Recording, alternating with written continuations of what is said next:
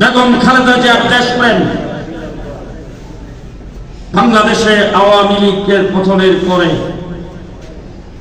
15 বৎসরে দেশটাকে লুটপাট করে যেই তলাবিহীন জুড়িতে পরিণত করেছেন, এই দেশের নেতৃত্ব আগামী দিনে কার হাতে নিরাপদ, এই নিয়ে আমরা গবেষণা করে, আলোচনা করে, পর্যালোচনা করে আমার দল 107 বছর বয়স ব্রিটিশ বিরোধী আন্দোলন যারা করেছেন সেই জমিয়ত উলামা ইসলাম এবং এই দেশের বিজ্ঞ উলামায়ে কেরামকে নিয়ে আমি মিটিং করে আমরা সিদ্ধান্ত গ্রহণ করেছি আগামী দিনে দেশ তারেক জিয়ার হাতে নিরাপদ। আমরা সেই সিদ্ধান্ত গ্রহণ করে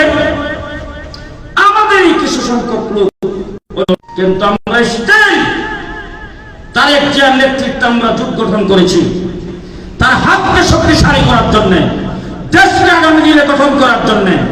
দেশের এই যে তারেক রহমান সাহেবের পরিকল্পনা আপনাদের সামনে এতক্ষণ পর্যন্ত কাগজ আকারে ছেপে আসছে, বিভিন্ন রকম বিভিন্ন পরিকল্পনা এবং তার 31 দফা, তার সাথে সাথে যেগুলি আপনারা এতক্ষণ পর্যন্ত বর্ণনা শুনেছেন, আমরা সবগুলো দেখে শুনে জেনে শুনে দেশের ইসলাম, ইসলামী মূল্যবোধ, দেশের স্বাধীনতা, দেশের জনগণের নিরাপত্তা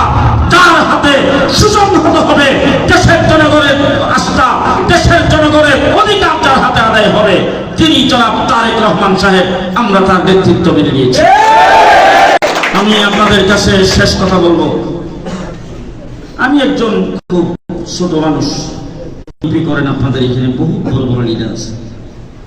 সরাইলেও আছেন, আশাগঞ্জও আছেন, বাংলাদেশের বিভিন্ন জায়গায় আছেন।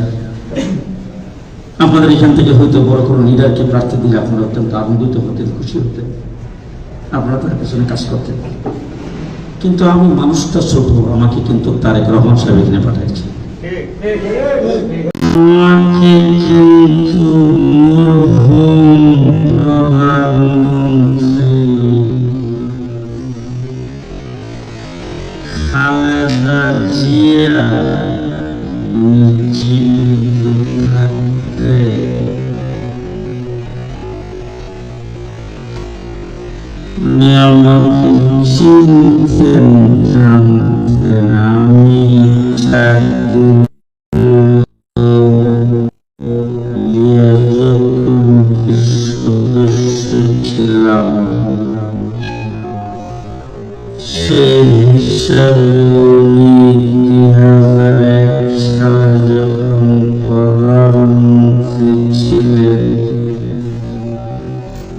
I'm